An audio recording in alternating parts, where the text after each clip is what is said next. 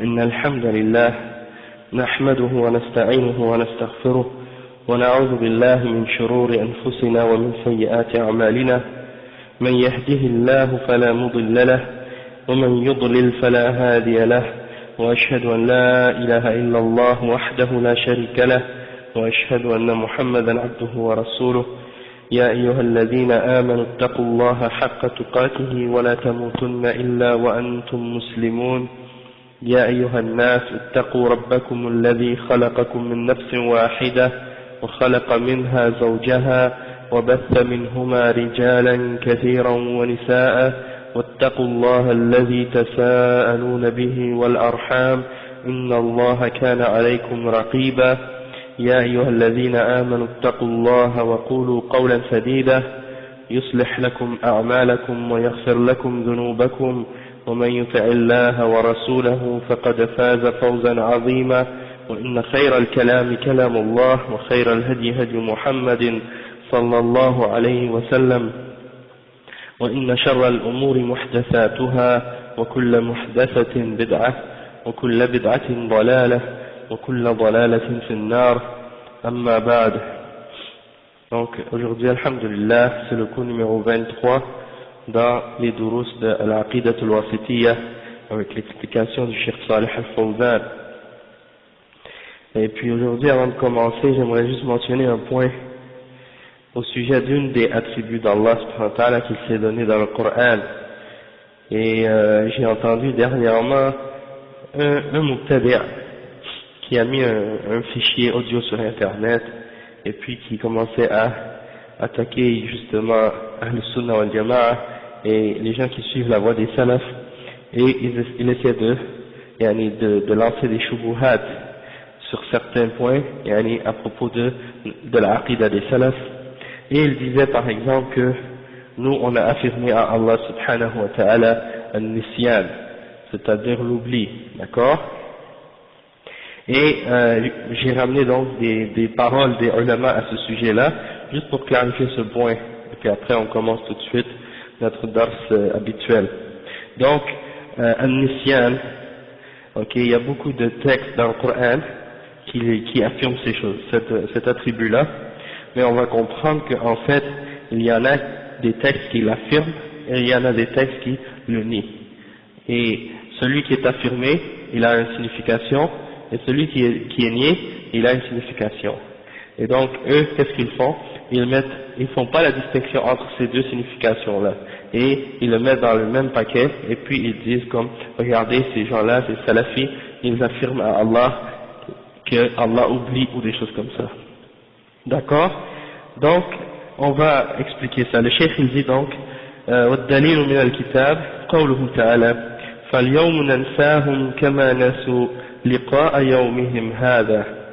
Aujourd'hui, ça c'est dans Surat Al-A'raf, le verset 51, Allah subhanahu wa ta'ala, il dit aujourd'hui, nous les oublions comme ils ont oublié ce jour-ci, c'est-à-dire le jour de leur rencontre, c'est-à-dire ce jour-là, c'est-à-dire au jour du jugement dernier.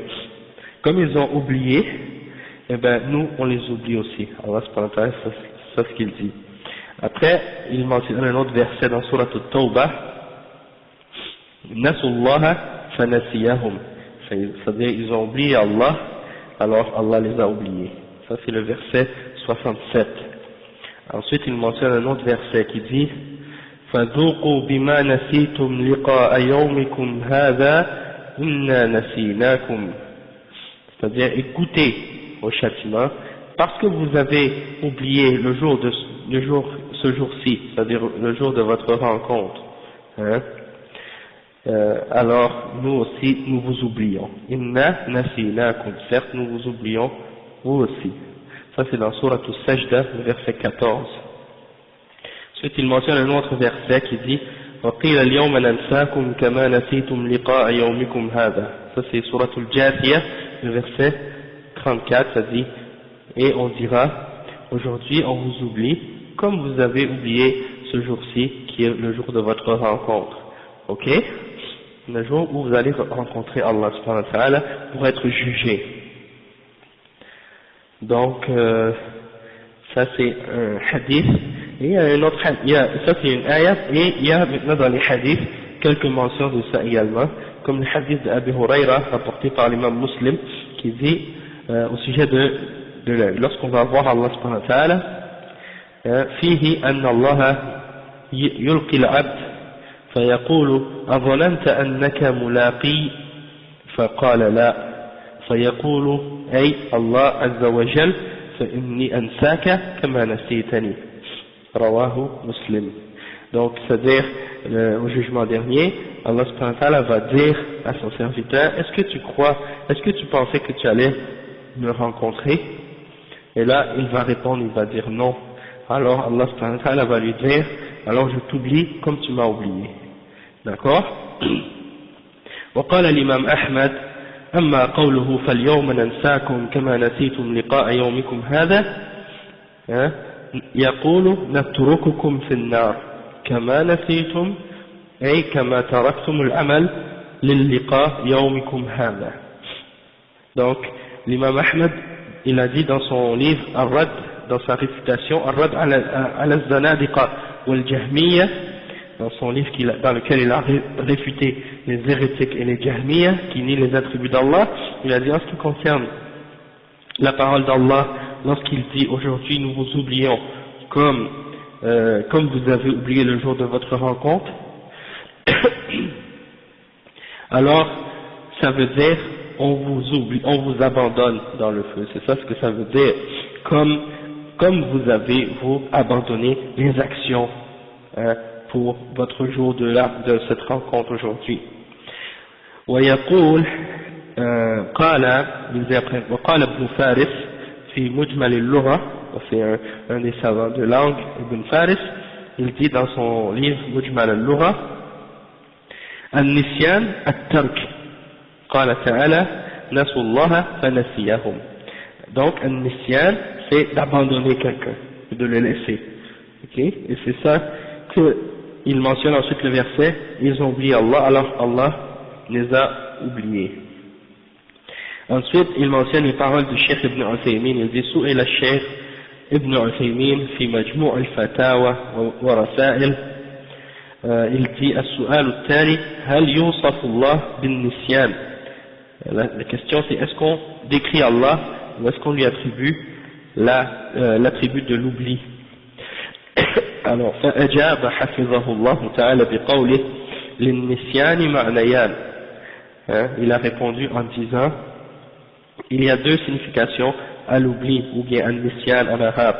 أحدها الذهول عن شيء معلوم مثل قوله تعالى ربنا لا تؤاخذنا إن نسينا أو أخطأنا. Il y a une des significations de l'oubli ou النسيان, c'est-à-dire que tu perds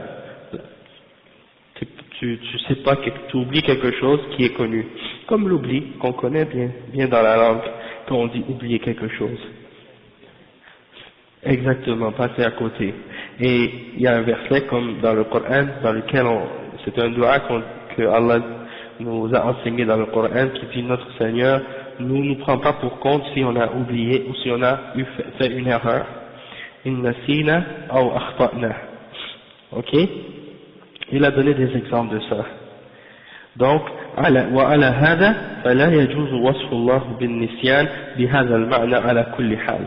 Il dit donc cette signification-là de l'oubli, on n'a pas le droit de l'attribuer à Allah subhanahu wa ta'ala. Et même il y a des versets dans le Coran qui prouvent que c'est interdit d'affirmer ça à Allah, parce que Allah subhanahu wa ta'ala il se l'est nié pour lui-même dans plusieurs versets, comme par exemple le verset dans Surat Taha, le verset 52, il dit La yadillu rabbi wa la yansa. Et il y a un autre verset dans Surat Maryam, le verset 64, dans lequel Allah subhanahu wa ta'ala dit wa ma kana rabbuka nasiya. Wa ma kana rabbuka nasiya. Donc ton Seigneur il n'oublie pas, d'accord? Et là le cheikh il donne l'explication pour la deuxième signification.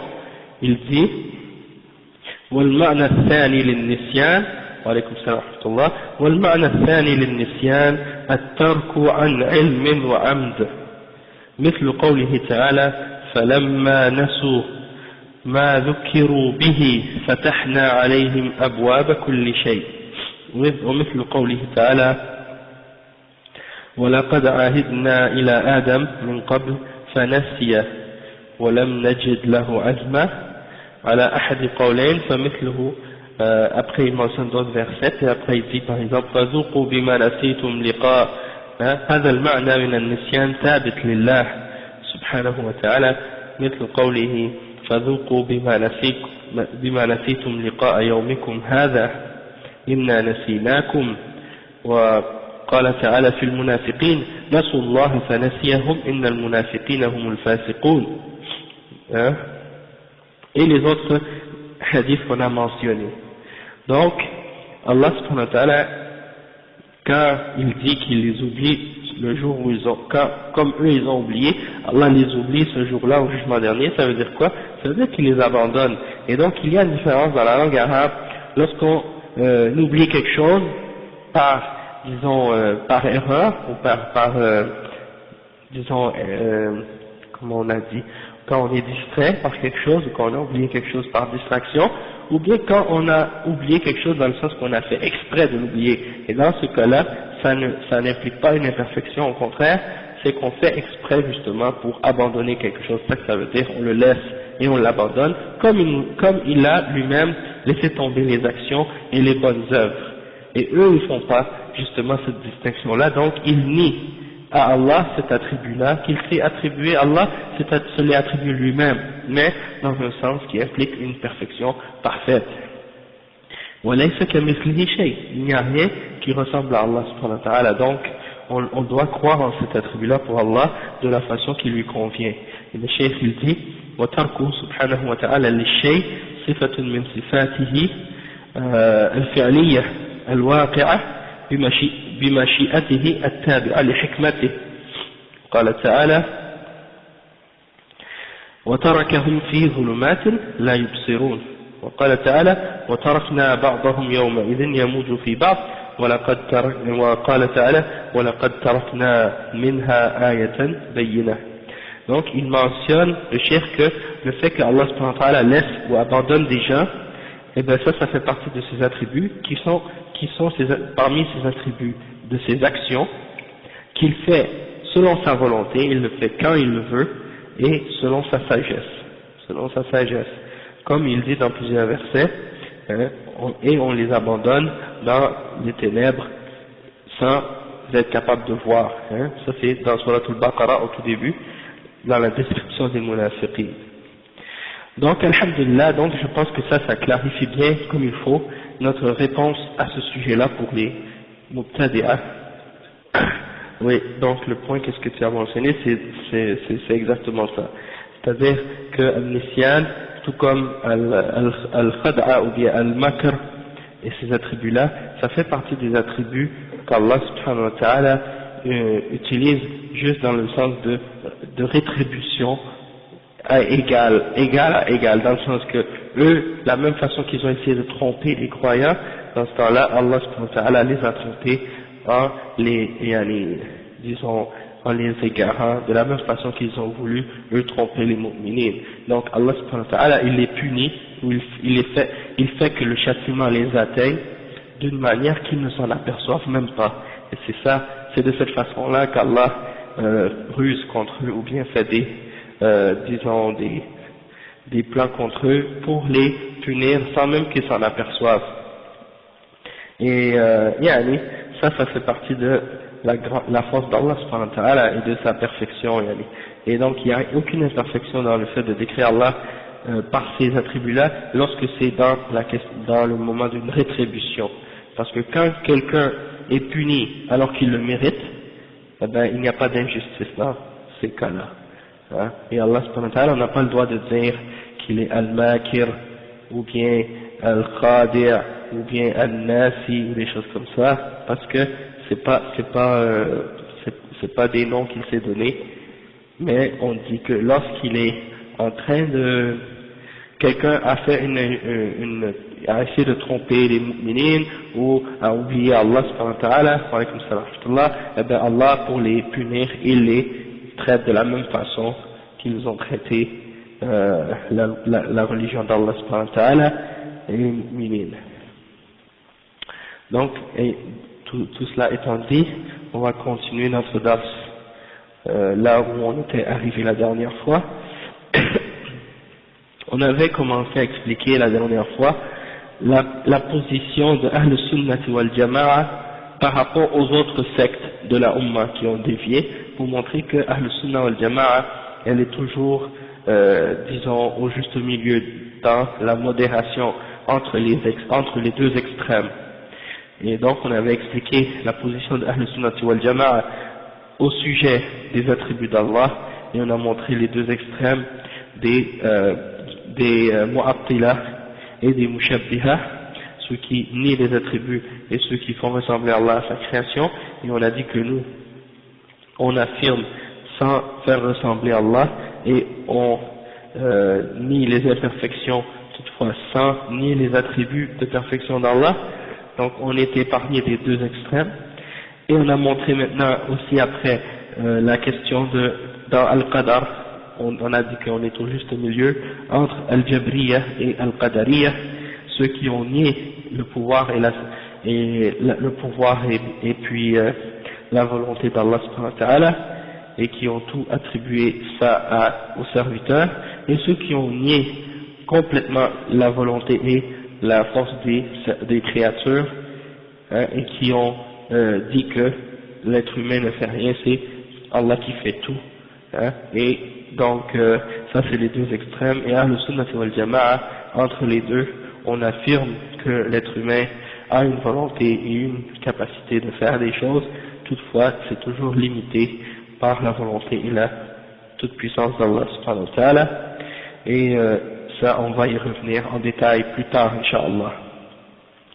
Donc maintenant on passe à la troisième aspect, ou un troisième exemple de Al-Wasatiyya pour Ahl Sunnati wal Jama'a, et c'est, qu'est-ce que le cheikh dit ici: wa Ahl Sunnati wal Jama'a wasatun fi bab wa'id Allah, al-wa'id at-takhwif wat-tahdid, wal-murad huna النصوص التي فيها توعد للعصاة بالعذاب والنكال.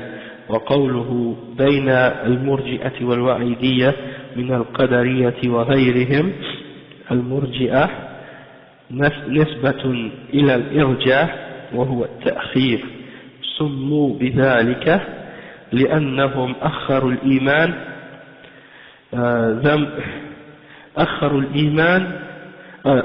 الأعمال عن مسمى الإيمان، حيث زعموا أن مرتكب الكبيرة غير فاسق، وقالوا لا يضر مع الإيمان ذنب كما لا ينفع مع الكفر طاعة، فعندهم أن مرتكب الكبيرة كامل الإيمان غير معرض للوعيد. Ici le chef il a expliqué, il dit que Ahl Sunnati wal Jama'a, en ce qui concerne les questions des hadiths et des versets qui parlent des menaces du châtiment de l'enfer, eh bien on est au juste milieu par rapport aux gens de Bid'ah. Soit que ce soit les extrémistes parmi les Al-Wa'idiyya, et Al-Wa'idiyya on peut mettre dedans les Mu'tazila, et on peut mettre dedans également les Khawarij. Ceux-là sont les extrémistes dans les questions de la menace d'Allah subhanahu wa ta'ala. Et il y a l'autre extrême, ce sont Al-Murji'a, les Murji'a. Et le cheikh, il commence par décrire l'explication de c'est quoi Al-Murji'a. Donc, le cheikh il dit que Al-Murji'a, ça s'affilie ou ça a un rapport avec Al-Ta'khir ou bien Al-Irja. C'est-à-dire, Al-Irja, qu'est-ce que ça veut dire? Ça veut dire retarder quelque chose. Et donc, pourquoi on les appelle des Murji'a?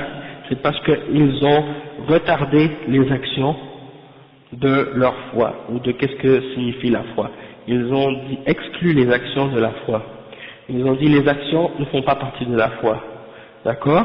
et ça se retrouve chez plusieurs groupes de bid'a aujourd'hui, et ils sont pas nécessairement appelés Murji'a, ils sont pas connus par ce nom-là, toutefois ils portent les mêmes idées que ces gens-là.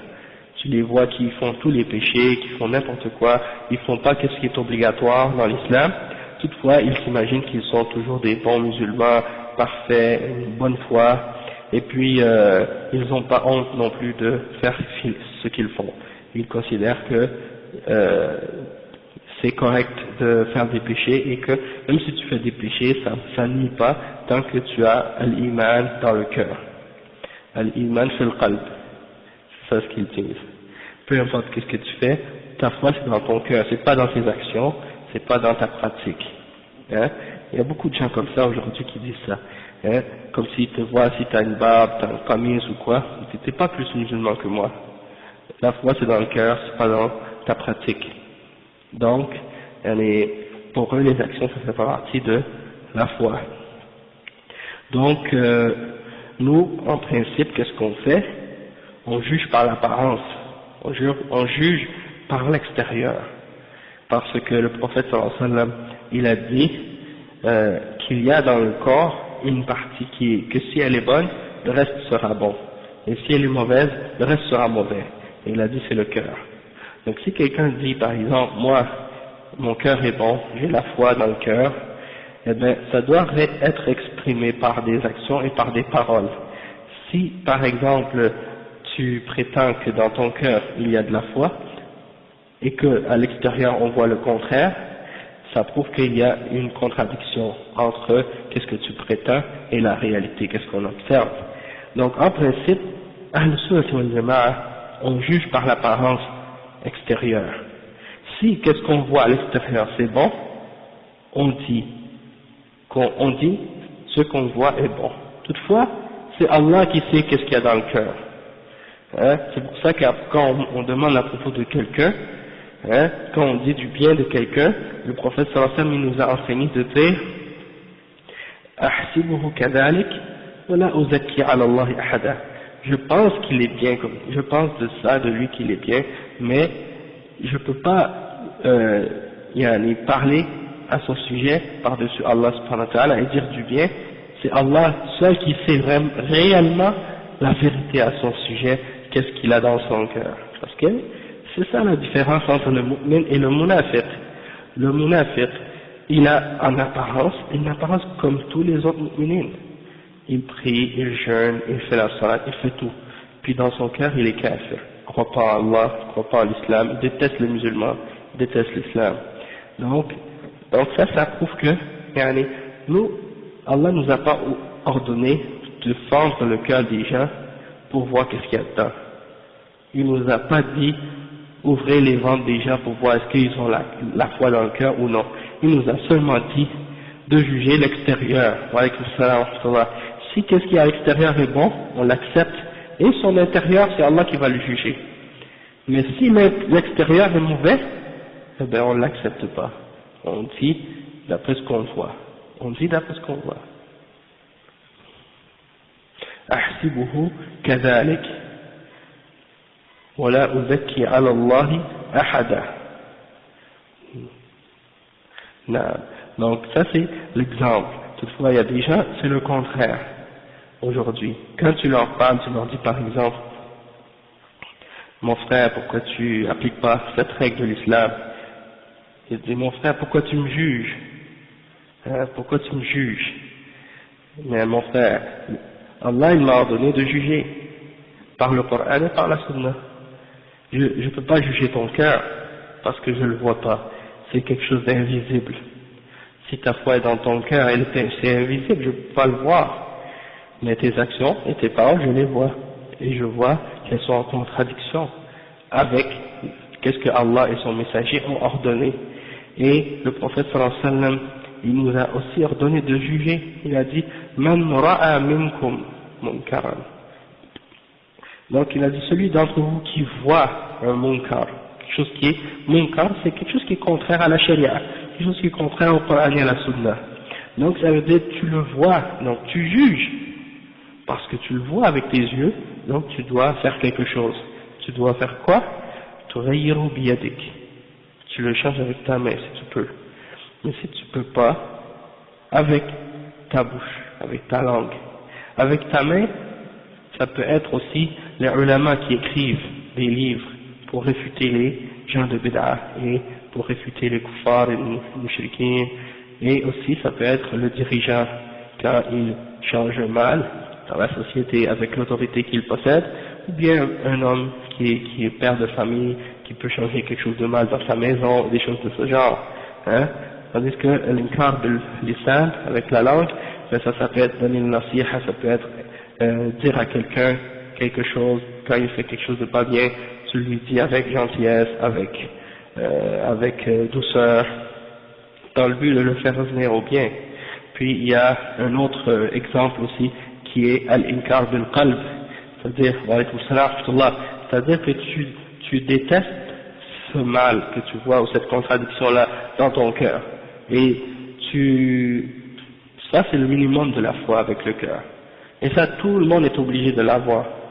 N'importe quel musulman qui voit quelque chose qui est contraire à l'islam, dans son cœur, il faut qu'il dise en lui-même que s'il est capable de le changer avec sa langue ou avec sa main, il veut le faire. Sauf que s'il n'est pas capable, la yukallifu Allahu nafsan illa wus'aha. Hein? Donc, il y a ça. Donc, il y a la question du jugement, comme les gens, ça je pense que il y a beaucoup de musulmans, ils ont pris ça des chrétiens. Ils ont pris ça des chrétiens, parce que dans l'islam, il n'y a rien qui dit aux gens, ne juge pas. Ok? Au contraire, même, on voit dans le Coran, Allah il dit dans plusieurs versets, فَحْكُمْ بَيْنَهُمْ بِمَا أَنزَلَ اللَّهِ, ou bien, فَحْكُمْ بَيْنَهُمْ بِالْعَدْلِ, ou des choses comme ça, وَإِذَا حَكَمْتُمْ أَنْ تَحْكُمُوا بِالْعَدْلِ, ou bien d'autres versets qui disent, par exemple, وَمَنْ لَمْ يَحْكُمْ بِمَا أَنزَلَ اللَّهِ فَأُولَئِكَ هُمُ الْكَافِرُونَ. Donc, au contraire, les versets nous demandent de juger, mais de juger en justice, avec justice, et de juger selon la révélation d'Allah subhanahu wa ta'ala, et non pas selon nos passions et nos désirs. Et tant qu'on juge de cette façon-là, alhamdoulilah, toutefois quand on juge les actions de quelqu'un, et ses paroles, ça ne veut pas dire qu'on le condamne, mais ça veut dire justement, seulement qu'on détermine qu'est-ce qui est bien et qu'est-ce qui est pas bien, et dans le but de lui montrer le droit chemin aussi, de lui donner le bon conseil. Mais toutefois, sa destination ou sa conclusion, on ne la connaît pas. On ne peut pas dire tu seras au paradis, tu seras en enfer. C'est seulement Allah qui sait ça. Et aussi, ça ne veut pas dire qu'on juge son intérieur ou son intention. Son intention, c'est Allah qui la connaît. Nous, on n'est pas demandé par Allah de juger le cœur des gens. Nous, on juge juste l'extérieur. Donc, toute cette relation-là entre les paroles, les actions et la foi, pour Ahl Sunnah wal Jama'a, c'est très clair. Toutefois, ces gens-là, eux, ils ont essayé de trouver un autre chemin. Pour dire, peu importe qu'est-ce qu'on fait comme péché, peu importe qu'est-ce qu'on fait comme parole qui est contraire à l'islam, on est toujours des bons musulmans. Tant une fois qu'on a la foi, ça y est, c'est fini. La foi de tout le monde, elle est égale. La foi des prophètes, la foi des anges, la foi des musulmans, qu'ils soient des gens pieux ou des pécheurs, tout le monde a le même niveau de foi. Puis la foi, c'est juste avoir la reconnaissance dans le cœur que ce que Allah a dit c'est vrai. Une fois que tu as dit oui, ce que Allah a dit et c'est vrai, ça y est, t'es mu'min. T'es un mu'min et ta foi est complète et parfaite. Elle ne diminue pas, elle n'augmente pas. Hein? Mais pourtant, on sait que, comme on va le voir tout à l'heure, la foi elle diminue et elle augmente. C'est vrai, les chrétiens ils se disent, une fois que tu as reconnu Jésus, et que tu as cru qu'il est mort pour toi, pour tes péchés, ça y est, peu importe qu'est-ce que tu fais, après c'est pas grave. C'est pour ça que vous voyez toujours les chrétiens en train de faire des péchés. Et même on voit parfois la mafia italienne, en Sicile ou autre, que dans ces familles-là, elles sont très proches de l'église. Et donc, on les voit faire des crimes et faire toutes sortes de meurtres et des choses comme ça, puis après ils s'en vont se faire bénir par le prêtre. Ils s'en vont dire au prêtre, j'ai fait tel péché, j'ai tué, j'ai fait ça, et puis le prêtre lui dit, tu es pardonné. Hein? Donc ça c'est des familles très très proches de l'église, mais malgré tout ils vivent dans le crime, ils vivent dans l'injustice, hein. Puis on voit aussi les latino-américains parfois, en Amérique, aux États-Unis, on les voit dans les gangs, ou bien qu'ils font du crime et tout ça, et puis ils ont dans le coup avec la chaîne et la croix pour montrer qu'ils ont une foi. Malgré qu'ils sont en train de tuer, ils vendent de la drogue, prostitution et tous les pires crimes que quelqu'un peut faire, et ils s'imaginent qu'il n'y a pas de contradiction parce que ils croient en Jésus et peu importe ce qu'ils font, ils vont aller au paradis. Donc ça c'est des exemples, et il y a ça aussi chez les musulmans, ceux qui ont dévié comme ceux qui ont suivi les soufis, hein, et ils ont dit, une fois que j'ai cru au cheikh, à tel cheikh ou telle chose comme ça, eh ben lui, peu importe qu'est-ce que je vais faire, il va me porter sur son dos au jugement dernier pour me faire entrer au paradis. Donc, une fois que j'ai cru en ce cheikh, ça y est, c'est correct. Donc, on voit pourquoi dans les sociétés où les bid'ah sont répandues et où il y a des idées comme ça, comme chez les soufis, hein, et ben on voit que c'est là qu'il y a le plus de corruption, le plus de péchés qui sont répandus dans ces sociétés-là. Hein. Donc, quand le tawhid diminue, c'est là que les péchés augmentent. C'est toujours relié ensemble. Parce que même si les péchés annulent pas directement le tawhid, mais ils diminuent de sa perfection. Ils diminuent disons du fait qu'il n'est pas le fait de faire des péchés, ça fait en sorte que ton tawhid est moins parfait, moins complet. D'accord? Donc ça nuit, les péchés nuisent d'une façon quand même au tawhid. Ensuite le cheikh il dit,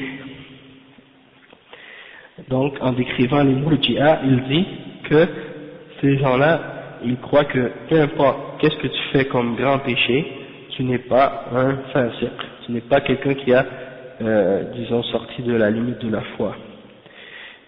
Et c'est-à-dire tu es toujours quelqu'un qui a une foi parfaite. La différence avec Ahl Sunnah, c'est que nous on dit pas nous non plus que celui qui fait des grands péchés il sort de la foi. On dit qu'il est dans la foi tout le temps, sauf que sa foi est faible et qu'il est un mauvais musulman, un pécheur. Mais eux, ils disent non, il n'est pas, ils disent comme nous qu'il n'est pas en dehors de la foi, mais ils disent pas qu'il est pécheur. Et en plus, ils disent que sa foi est parfaite. Kamil al-Iman. Non, ça c'est les Murji'a. Ouais. Après, ils disent que, une fois que tu as la foi, le péché ne nuit pas à ta foi. De la même façon que un kafir, s'il fait quelque chose de bien, ça va pas l'aider. Donc si un mu'min fait quelque chose de mal, ça va pas lui nuire. Donc ça c'est leur argument, c'est leur logique. Et que celui qui a eu à la foi, eh bien il n'a aucune crainte de la menace d'Allah. Donc quand ils lisent les versets qui parlent des menaces, ou quand ils lisent les hadiths qui parlent des menaces d'Allah et du châtiment, eux ils n'ont aucune crainte de ça. Parce qu'ils disent c'est pas pour nous, c'est pour les autres. Nous on a la foi, donc on n'a pas besoin d'avoir peur de ces menaces-là. Après le cheikh il dit, donc ils ont pris ça à la légère. فهم تساهلوا في الحكم على العاصي وأفرطوا في التساهل حتى زعموا أن المعاصي لا تنقص الإيمان ولا يحكم على مرتكب الكبيرة بالفسق. Donc ça veut dire que ils ont pris tellement ça à la légère, ils jugent pas quelqu'un qui fait un péché, et ils ont exagéré et ils sont allés à un extrême à ce sujet-là, jusqu'au point qu'ils sont arrivés à croire que la foi elle ne diminue pas à cause d'un péché, et ils ne jugent pas que celui qui a fait un grand péché est un fasiq ou bien est un pécheur. L'autre extrême c'est al-wa'idiyya. أما الوعيدية فهم الذين قالوا بإنفاذ الوعيد على العاصي وشددوا في ذلك وقالوا إن مرتكب الكبيرة إذا مات ولم يتب فهو مخلد في النار وحكم بخروجه من الإيمان في الدنيا. Donc ici le cheikh il explique que l'autre extrême c'est Al-Wa'idiyya, wa alaykum salam wa rahmatullah, et Al-Wa'idiyya ce sont comme j'ai dit les Mu'tazila et les Khawarij. Les Mu'tazila ils ont dit que le musulman quand il fait une kabira il sort de la foi, il n'est plus mu'min. Ils disent il n'est pas mu'min, il n'est pas kafir, il est entre les deux. Manzila bayna al-manzilatayn. Ok? Toutefois, dans l'akhira, il est dans l'enfer pour l'éternité. Hein? Il est direct dans l'enfer. Hein? Tandis que les Khawarij, eux, ils ont dit, il est kafir dans la dunya, et il est éternellement dans l'enfer dans l'akhira. Et son sang et ses biens sont halal. D'accord? Et ils ont dit que, donc, toute menace dans le Coran et dans la Sunna, ça s'applique directement à celui qui fait les grands péchés. Et ils disent qu'il a sorti de la foi, comme on a dit. En ce qui concerne Ahl Sunnati wal Jama'a, le Cheikh dit Ahl Sunnati wal Jama'a tawassatu bayna al-tarafayn. فقالوا إن مرتكب الكبيرة آثم ومعرض للوعيد وناقص الإيمان ويحكم عليه بالفسق لا كما تقول المرجئة إنه كامل الإيمان غير معرض للوعيد ولكنه لا يخرج من الإيمان ولا يخلد في النار إذا دخلها فهو تحت مشيئة الله إن شاء عفى عنه وإن شاء عذبه بقدر معصيته ثم يخرج من النار ويدخل الجنة لا كما تقوله الوعيدية بخروجه من الإيمان وتخليده في النار فالمرجئة أخذوا بنصوص الوعد والوعيدية أخذوا بنصوص الوعيد وأهل السنة والجماعة جمعوا بينهما. Donc qu'est-ce qu'il dit le cheikh? Il dit qu'Ahl Sunnati wal Jama'a ils sont entre les deux extrêmes, entre ces deux extrêmes.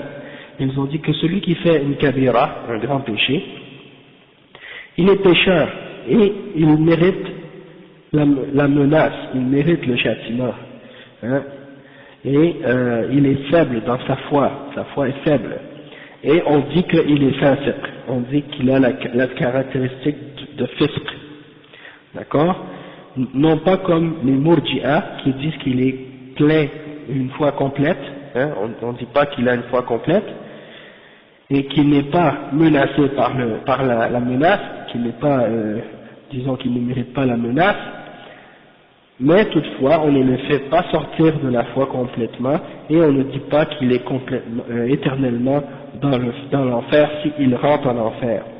Donc on dit quoi? On dit qu'il est sous la volonté d'Allah subhanahu wa ta'ala. Si Allah veut le pardonner et lui faire miséricorde, il va lui faire miséricorde, et si Allah veut le châtier, il va le châtier selon son péché.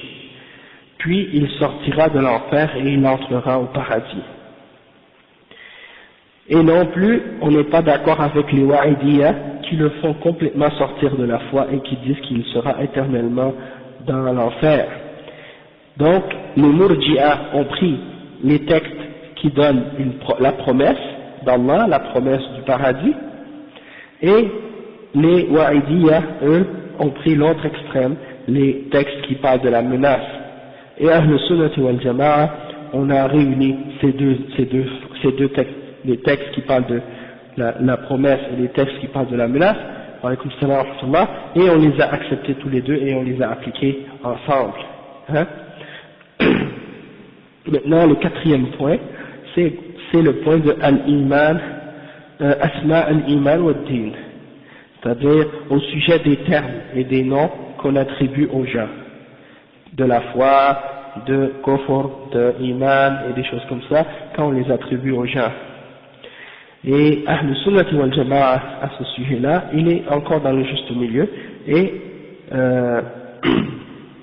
le cheikh il dit أي الحكم على الإنسان بالكفر أو الإسلام أو الفسق في جزاء العصاة في الدنيا والآخرة بين الحرورية والمعتزلة وبين المرجئة والجهمية. فالحرورية هم الخوارج، سموا بذلك نسبة إلى حروري قرية بالعراق اجتمعوا فيها حين خرجوا على علي رضي الله عنه. والمعتزلة هم أتباع واصل بن عطاء الذي اعتزل مجلس الحسن البصري وانحاز إليه أتباعه بسبب خلاف وقع بينهما في حكم مرتكب الكبيرة من المسلمين. فقال الحسن رحمه الله عن واصل: هذا إنه قد اعتزلنا فسموا معتزلة. Donc le cheikh ici maintenant il mentionne la question des noms et des noms qui ont rapport avec la foi et la religion, et vous allez voir que c'est presque semblable à ce qu'on vient d'expliquer au sujet de la menace, parce que c'est relié les deux, parce que les menaces et les noms ça a un rapport, puisque un parle du châtiment, la destination, puis l'autre parle du verdict des gens dans la dunya. Qu'est-ce qu'on dit à leur sujet, ceux qui font des grands péchés, qu'est-ce qu'on dit à leur sujet, des choses comme ça. Donc le cheikh il dit que quatrièmement, donc Ahl Sunnah wal Jama'a, il juge il dit que Ahl Sunnah wal Jama'a est au juste milieu au sujet des noms qui ont rapport avec la foi et la religion. Donc il dit que ça a rapport, quand on dit les noms qui ont rapport avec la foi et la religion, ça veut dire quoi? Wa alaykum salam wa rahmatullah. Ça veut dire le jugement et le verdict qu'on donne à une personne, qu'on dit qu'un être humain est kafir, ou qu'il est musulman, ou qu'il est fasiq, ou qu'il est mubtadi', ou qu'il est des choses comme ça, ça a rapport avec les noms qu'on attribue aux gens dans la dunya et dans l'akhira aussi. Après le cheikh il dit, on est entre les Haruriya et les Mu'tazila. Ça c'est d'un côté il y a les Khawarij et les Mu'tazila comme on a dit tout à l'heure, et de l'autre côté il y a les Murji'a et les Jahmiya, d'accord? Donc Al-Haruriya, comme on a dit tout à l'heure, ce sont les Khawarij, et on les a appelés Haruriya parce qu'ils s'étaient réfugiés dans une ville qu'on appelle Harura. Et dans cette ville Harura, c'est là qu'ils se sont réunis avant d'attaquer Ali ibn Abi Talib. C'est pour ça qu'on les a appelés Haruriya. D'accord? C'est une des sectes parmi les Khawarij. Parce que les Khawarij sont divisés en plusieurs sectes. D'accord? Ensuite, le cheikh il dit, et Al-Mu'tazila, ce sont qui? Ce sont ceux qui ont suivi Wasil ibn Ata, celui qui était un des étudiants de Al-Hassan al-Basri. Al-Hassan al-Basri c'était un tabi'i très célèbre, un des élèves des Sahaba. Donc Al-Hassan al-Basri il donnait des cours dans la mosquée, et Wasil ibn Ata venait écouter ses durus.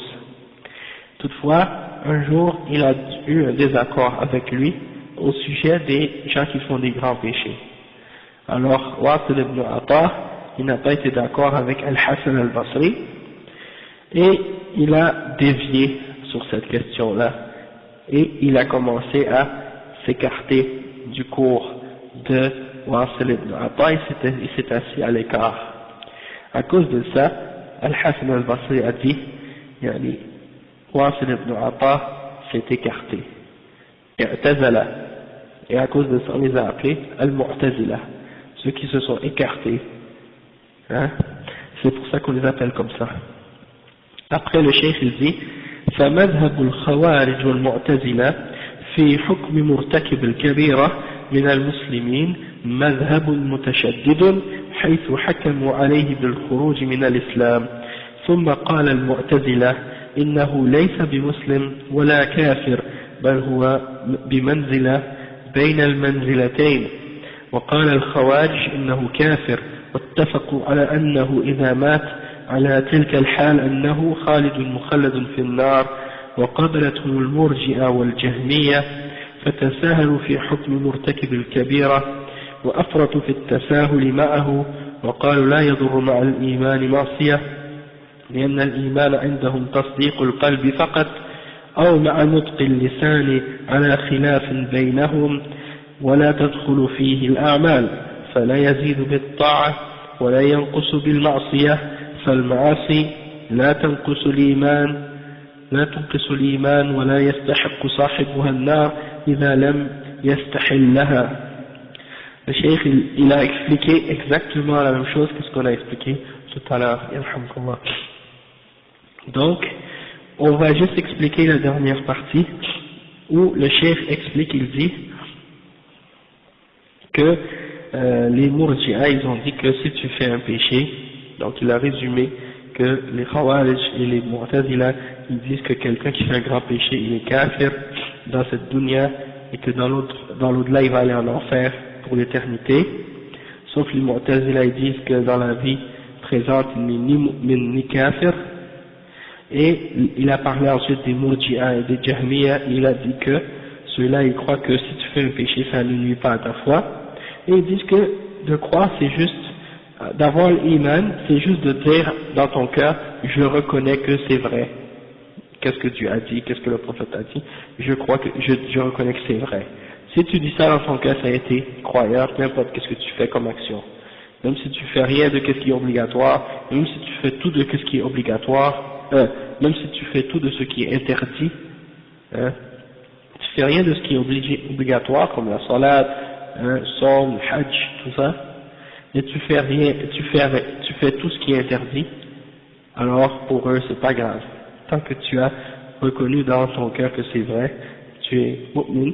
Et certains d'entre eux ont dit, bon il faut le dire avec la langue, il faut au moins dire la ilaha illallah avec la langue, et certains ont dit non c'est même pas obligatoire, tu le dis juste dans ton cœur, ça suffit, et puis tu es mu'min même si tu fais tout ce qui est contraire à la foi.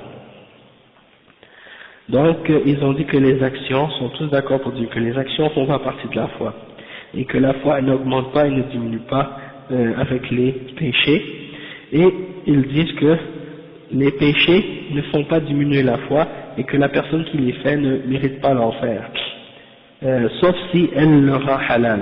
C'est-à-dire s'il le rend halal, quelqu'un rend un péché halal, il est kafir, il devient kafir. Dans ce cas-là, oui ça c'est vrai. Toutefois, le reste de ce qu'ils disent, c'est faux. Le cheikh dit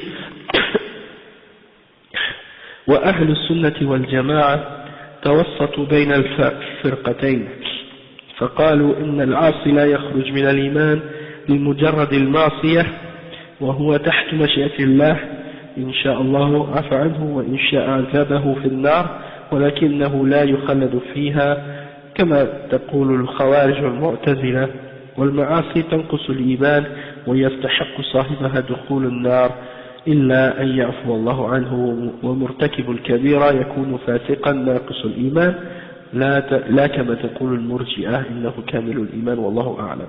Donc c'est encore la même chose de qu'est-ce qu'on avait lu au point numéro 3. Donc on va pas répéter encore une fois. On va passer tout de suite au point numéro 5. Le cheikh il dit وأهل السنة والجماعة وسط في حق أصحاب رسول الله صلى الله عليه وسلم بين الرافضة والخوارج. Donc أهل السنة والجماعة, on est au juste milieu en ce qui concerne le droit des sahaba, du messager, des compagnons du prophète sallallahu alayhi wa sallam. Et à ce sujet-là, on est entre les Rafida et les Khawarij. Ok?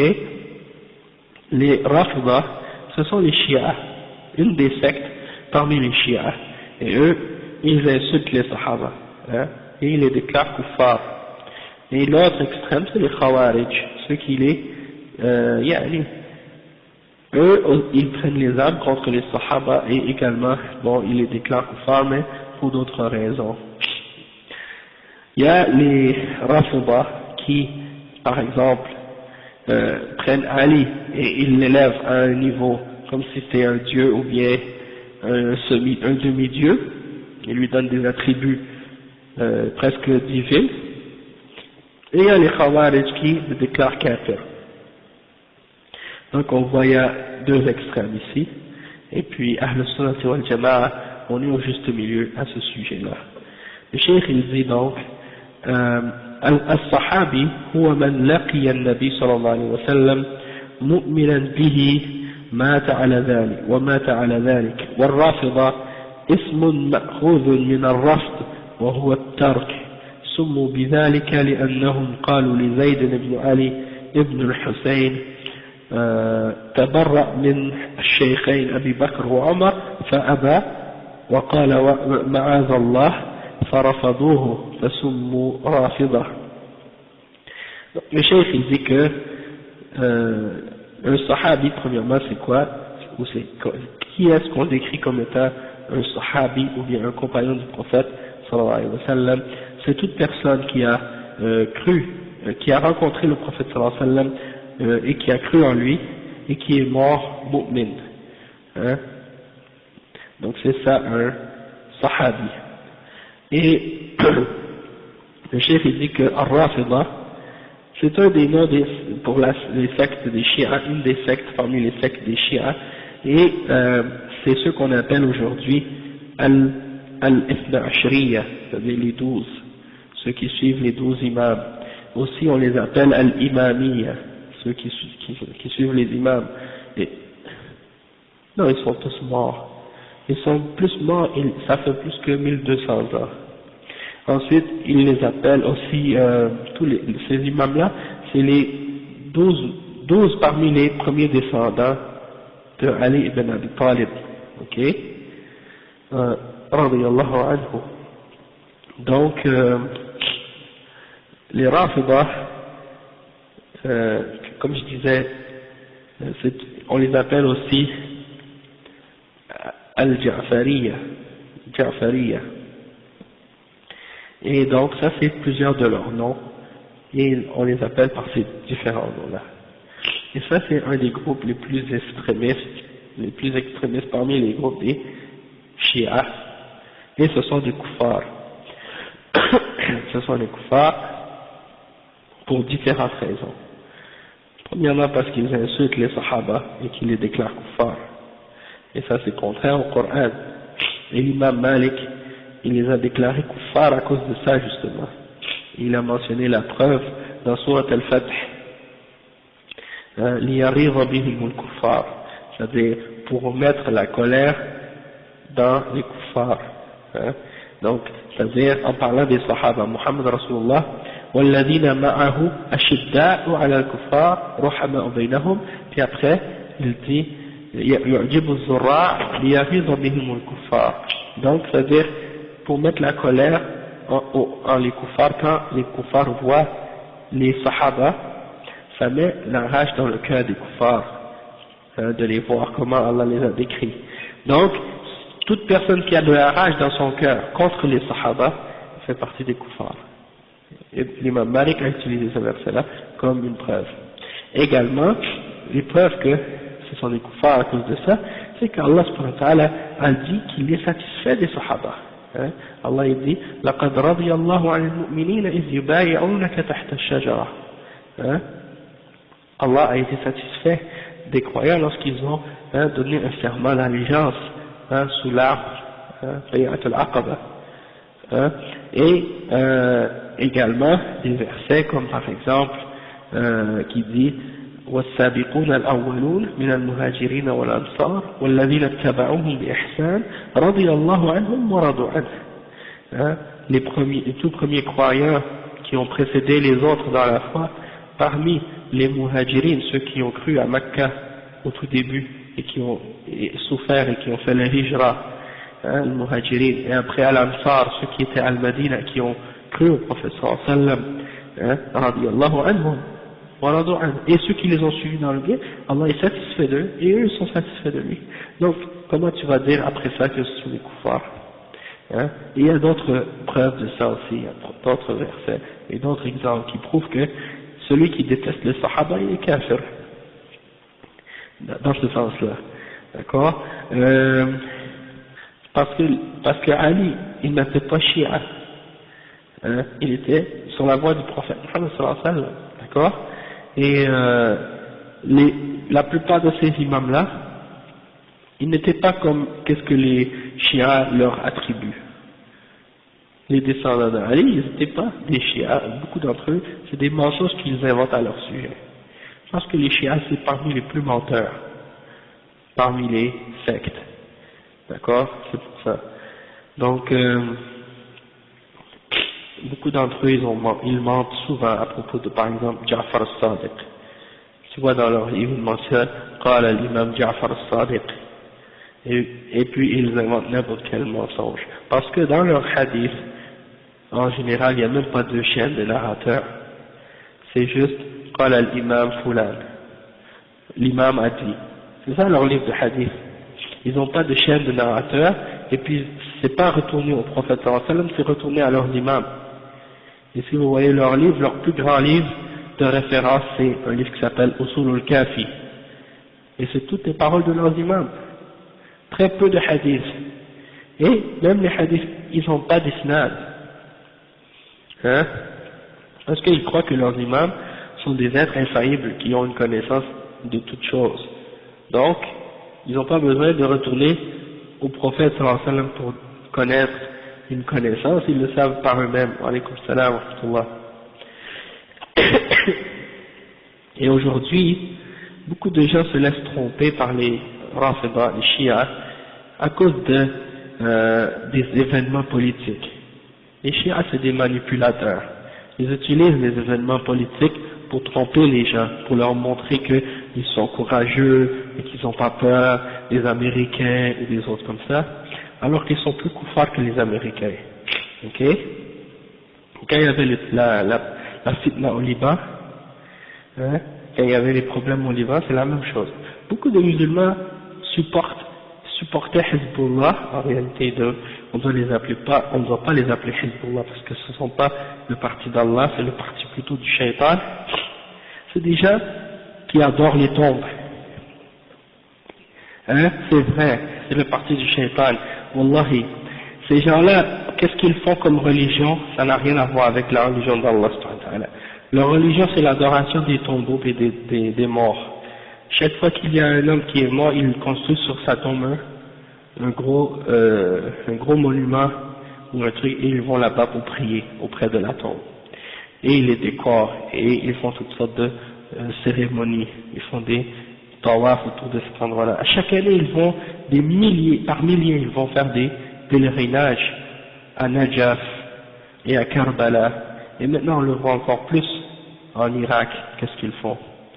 Et yani, quand on a vu dernièrement qu'est-ce qu'ils ont fait, lors de Ashura, à chaque année ils font ça, ok, ils se flagellent, ils se coupent la tête avec des épées, des couteaux, hein, jusqu'à ce que le sang coule, et ils pensent que ça c'est la religion d'Allah subhanahu wa ta'ala.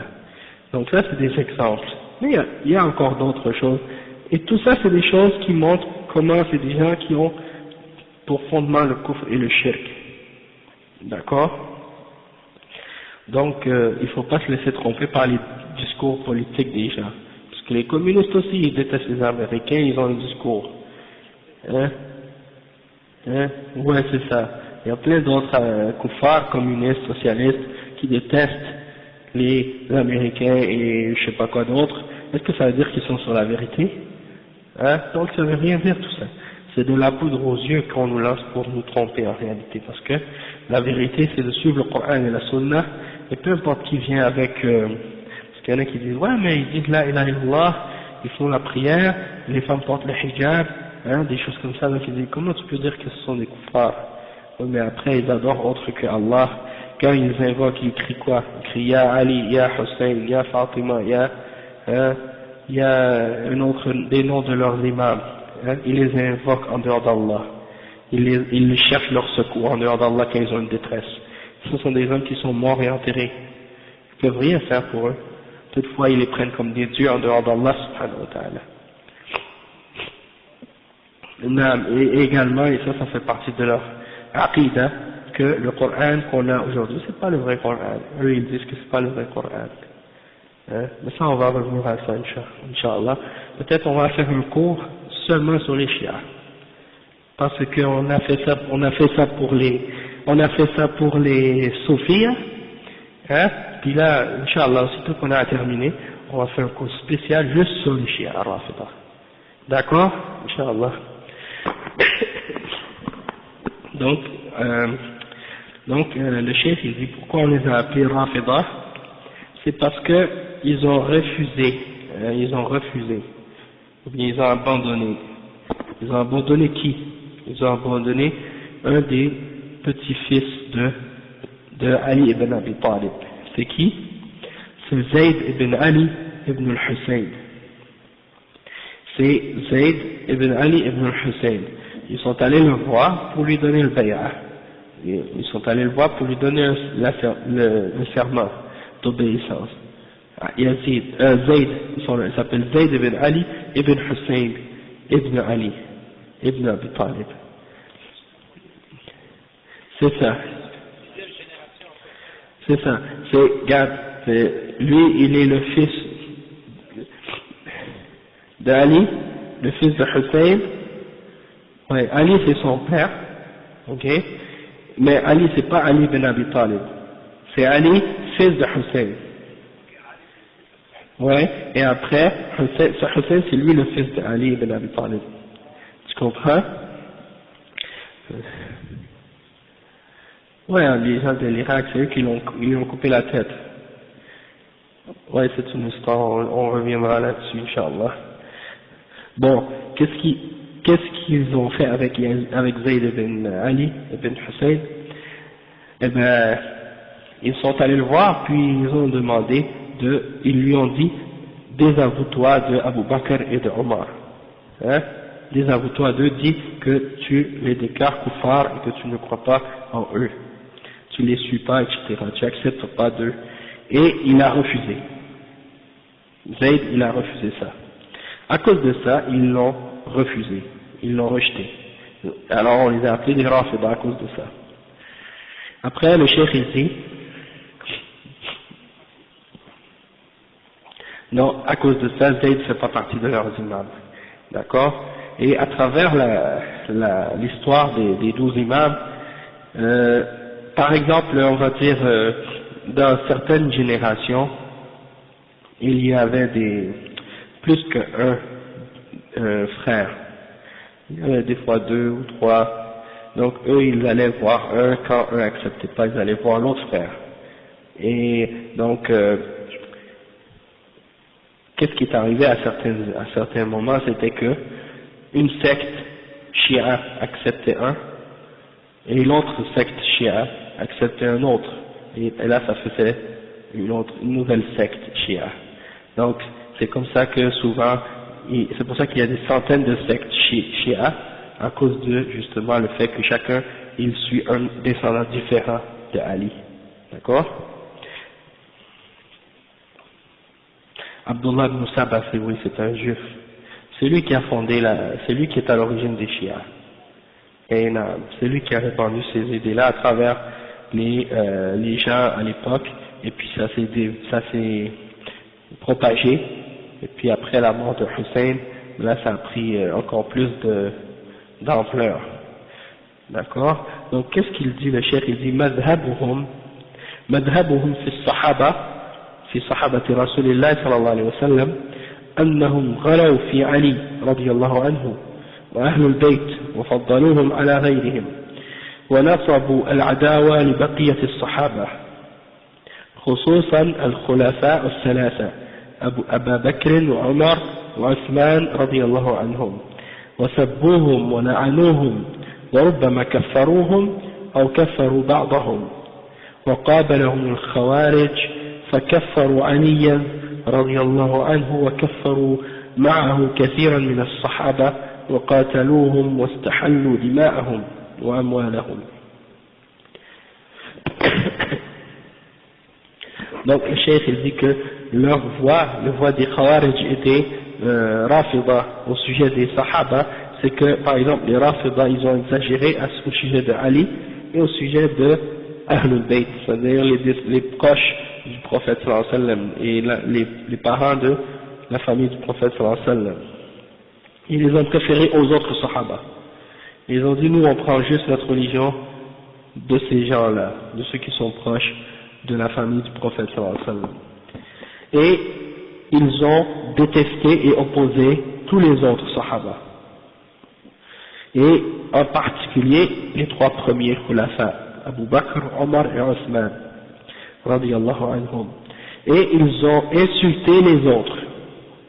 Ils ont insulté les autres. Et même des fois ils les ont déclarés kuffar. Ils ont déclaré Abu Bakr, Omar et Osman kuffar ainsi que les autres sahaba, en dehors de part Ahlul Bayt. Et les Khawarij, eux, dans l'autre extrême, ils ont déclaré Ali kafir, et ils ont déclaré beaucoup de sahaba avec lui comme étant des kuffars eux aussi, et ils les ont combattus et ils ont fait de leur sang que leur sang est halal et leur bien halal aussi. Donc ils ont tué des centaines de sahaba, croyant qu'en les tuant ils se rapprochaient à Allah, parce qu'ils avaient une bid'a dans leur cœur, et à cause de cette bid'a, ils s'imaginaient que tous ceux qui ne sont pas d'accord avec eux sont des kuffars. Et toutes personnes qui font un grand péché sont des kuffars, et donc il faut les combattre. Et donc ils ont pris les armes contre Ali, et ils ont pris les armes contre les sahaba, à cause de ça. Après le cheikh il dit وأهل السنة والجماعة خالفوا الجميع فوالوا جميع الصحابة ولم يغلوا في أحد منهم واعترفوا بفضل جميع الصحابة وأنهم أفضل هذه الأمة بعد نبيها ويأتي لهذا المزيد بيان إن شاء الله. Donc le cheikh dit que أهل السنة والجماعة ils ont contredit les deux groupes, et ils ont pris ils ont aimé tous les sahaba en entier, et ils n'ont pas exagéré au sujet d'aucun d'entre eux. Comme par exemple les chiites quand ils disent qu'ils aiment Ahlul Bayt et qu'ils aiment Ali ibn Abi Talib, eh bien c'est des menteurs en réalité.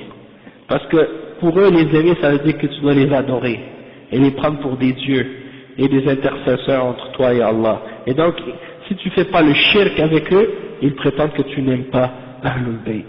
Et nous on dit non, ça c'est un extrême. On aime Ahlul Bayt, et on aime Ali ibn Abi Talib, et on aime tous les sahaba. Sauf qu'on n'exagère pas au sujet d'un d'entre eux pour le prendre comme un intermédiaire entre nous et Allah, et quand on a un malheur ou une détresse, on l'implore et on dit Ya Hussein, Ya Ali, Arifna, c'est le shirk billah. Demande à Allah, وَأَنَّ الْمَسَاجِدَ لِلَّهِ فَلَا تَدْعُ مَعَ اللَّهِ أَحَدًا. Demande pas à personne avec Allah, demande à Allah seul. Pourquoi tu demandes à des créatures qui sont mortes? Donc ça c'est un exemple. Et les Khawarij, c'est le contraire. Ils ont déclaré certains des Sahaba kuffar comme on a dit, et nous donc on a évité les deux extrêmes.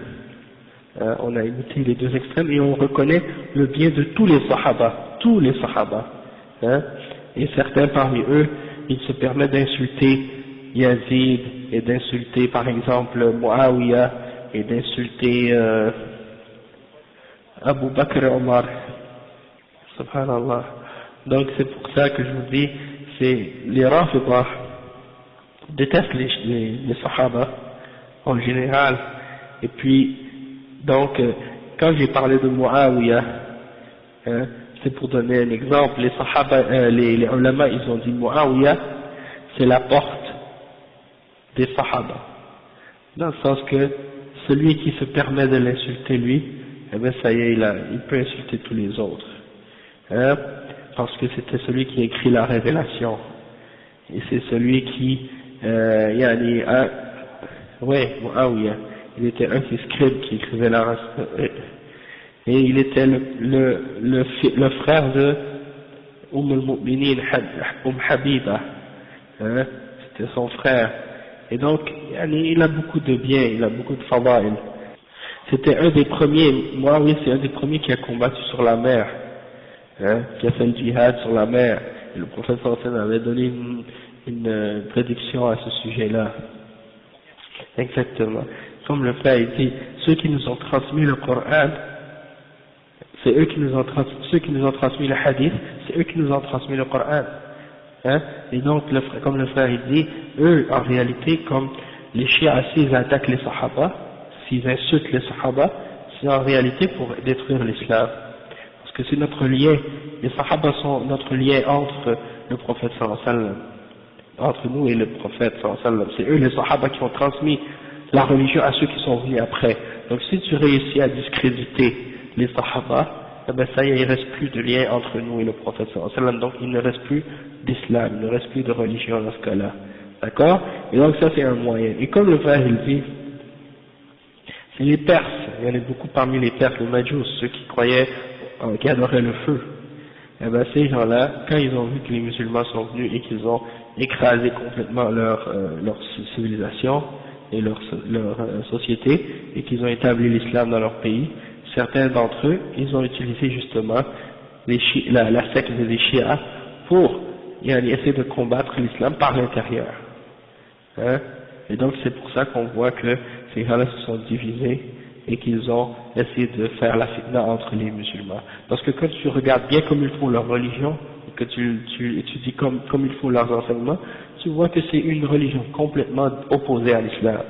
Et qu'ils font tout pour combattre l'islam à l'intérieur de l'islam. Hein? Donc c'est un exemple. Et c'est toi qui me donnais l'exemple l'autre jour, je crois, que quand tu demandes aux juifs ou aux chrétiens qui sont les meilleurs après Isa, ils disent que ce sont ses compagnons. Tandis que si tu demandes par exemple qui sont les meilleurs après le prophète Mohammed sallallahu alayhi wa sallam, qui sont les pires après le prophète sallallahu alayhi wa sallam, ils disent que ce sont les sahaba. Donc c'est comme pour montrer l'extrême de ces gens-là par rapport à la position envers les sahaba. Non, ils ont beaucoup de palal, c'est vrai. Mais tu sais, Akhi, c'est parce qu'en réalité, une des causes pourquoi beaucoup des gens parmi les gens qui font partie du monde sunnite, au sens général du terme, hein, parce qu'on sait que même parmi ceux qui se disent sunnis, il y a beaucoup d'autres qui sont déjà dans des bid'ah comme le Soufia, l'Asha'ira, Maturidiyya et autres, mais disons au sens général, ceux qui ne sont pas chiites, hein, ceux qui sont sunnis, eh ben, ils se sont laissés tromper par les Rafida, par les chiites, par les médias, mais aussi à cause des Ikhwan al-Muslimin. Parce que ce groupe-là, depuis le début qu'ils ont été fondés, ils ont toujours essayé de faire un soi-disant dialogue entre les chiites et les sunnis. Al-Qaïda al-Zahabiyya, oui. Exactement. Ils utilisent leurs règles qui disent on se réunit sur quoi on est d'accord et on s'excuse mutuellement dans qu'est-ce qu'on est en désaccord. Ça c'est leurs règles qu'ils suivent. D'accord? Et ça c'est très dangereux cette qaïda parce que ils n'ont même pas spécifié. Est-ce que vous parlez des désaccords dans les croyances et dans les fondements ou bien des désaccords dans certains aspects de fiqh, hein, sur lesquels il y a une possibilité d'avoir certains désaccords entre les ulama comme les questions d'ijtihad ou autres. Ils ne spécifient pas. Et donc ils acceptent tout le monde. Et ils ont ouvert même un centre en Égypte pour essayer soi-disant de faire un dialogue entre les Rafida et les musulmans qui sont soi-disant sunnites. Et ça a amené au fait que beaucoup de musulmans qui sont sunnites ont été trompés par ces gens-là. Ils disent que non, ce ne sont pas des kuffars. Et ils ont même, soi-disant, commencé à enseigner, ouvert une section dans l'Azhar pour enseigner le madhab al-Ja'fari, soi-disant, comme étant un madhab de fiqh accepté dans l'islam. D'accord? Et ils disent que ce ne sont pas des kuffars. Et leur plus grand représentant, maintenant, comme Al-Qardawi et d'autres, ils refusent de dire que ce sont des kuffars. Hein, ils disent que ce sont nos frères dans l'islam, etc. Ils nous ont contredit dans certaines affaires. Hein, mais ils oublient que ces choses-là, en réalité, c'est la base de la religion. C'est sur ça qu'ils nous ont contredit. Donc on aura une autre occasion pour en reparler, Inch'Allah. Pour aujourd'hui, on va s'arrêter à ce point-ci, puis on continuera la semaine prochaine, Inch'Allah. Al-Nawasib, c'est ceux qui, disons, insultent les Ahlul Bayt, comme par exemple, comme on a dit, les Khawarij qui ont tué ou déclaré Ali comme étant kafir, c'est ça. C'est ça, c'est comme on a dit tout à l'heure à propos des chrétiens et des autres. Une fois que tu as cru en Jésus, ça a été sauvé, ben les chiites, eux, ils disent, une fois que tu as cru en Ali, eh ben t'es sauvé. Et ben c'est pour ça qu'il y a parmi eux beaucoup de fisq et de fujur dans leur pays. Et la question de taqiyya, ça c'est dangereux aussi parce qu'ils ne montrent pas aux soumis leur vraie aqidah, leur vraie croyance à propos de nous. Et ils essaient de faire montrer que la divergence qui existe entre eux et nous, c'est une question de fiqh et de madhab, comme Malik, Shafi'i, Hanafi, Hanbali, et que c'est juste ça la différence qu'il y a entre eux et nous. Toutefois, on voit dans l'histoire qu'il y a des ulama de Ahl Sunnah wal Jama'a qui étaient par exemple Shafi'i et qui sont devenus Hanafi, ou bien d'autres qui étaient on va dire Hanafi et qui sont devenus par exemple Hanbali ou autres, et ils n'ont jamais considéré que le fait de changer de madhab c'était un changement de religion ou un changement de quelque chose de mauvais vers quelque chose de mieux, parce que c'est des ijtihadat et c'est des positions différentes des ulama et mais ils ont les mêmes fondements de base. Toutefois, pour eux, ils ont dit que quelqu'un n'a pas le droit, s'il est rafidi, de devenir sunni. Et il quitte pour eux, si un shia quitte pour entrer dans un des 4 madhab de Ahl Sunnah, ils disent que c'est un kafir. Il a quitté l'islam pour eux. Tandis qu'ils incitent les musulmans qui sont dans un des 4 madhab de Ahl Sunnah de les quitter pour devenir chiites, soi-disant. Hein? Donc on voit qu'il y a d'autres choses derrière cette apparence. Les Zaydiyya, c'est ceux qui ont suivi justement Zayd ibn Ali ibn al-Hussein ibn Ali ibn Abi Talib, celui qui a refusé d'insulter Abu Bakr et Omar. Toutefois, malgré qu'ils ne sont pas extrémistes comme les autres Shia Rafida, ils ne sont pas extrémistes comme eux, mais ils sont quand même proches d'eux. Et les Rafida font du da'wa, beaucoup de da'wa aux Zaydiyya justement, pour les amener à devenir eux aussi des Rafida. Et c'est pour ça que Cheikh Muqbil il a parlé justement à leur sujet, parce que la plupart des Zaydiyya ils sont au Yémen, et Cheikh Muqbil lui il vient du Yémen, donc il a dit tu prends un petit Zaydi, puis comme ça il le transforme facilement en un Rafidi, parce qu'ils sont quand même très proches les uns des autres. Et même si on dit qu'ils sont plus proches d'Ahl Sunnah, ça ne veut pas dire qu'ils ne sont pas des Mubtadi'a. Ce sont quand même des Mubtadi'a.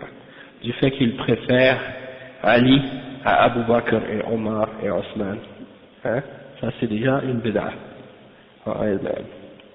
D'accord? C'est les Ithna Ashriya. C'est la plus grande en nombre. Non. Oui, c'est ça. Sinon, il y a d'autres sectes chiites, il y a d'autres sectes chiites comme les Ismaïliya et Nusayriya. Ce sont des kuffars, mais ce sont parmi des sectes qui se disent d'être parmi les chiites. Et il y a encore un Rafida aussi. Les Rafida, ils font 3 prières par jour, mais c'est parce qu'ils font 5, mais ils mettent toujours al-Dhuhr ou al-Asr ensemble et le Maghrib ou l'Isha ensemble tout le temps. Donc ça veut dire pour eux c'est comme s'il y en a 3 par jour. Il y a beaucoup de différences dans ils ont mis le muta'a halal, c'est-à-dire tu peux te marier avec une femme pendant 3 jours, tu lui donnes une somme d'argent et puis 1 heure, 3 jours, 2 semaines, 1 mois et puis après c'est fini, après 1 mois ton contrat est fini. C'est-à-dire, c'est pour ça qu'il y a plein de prostitution en Iran, à cause de ça.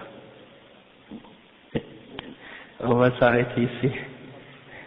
Subhanakallah wa bihamdika ashhadu an la ilaha illa anta astaghfiruka wa atubu ilayk.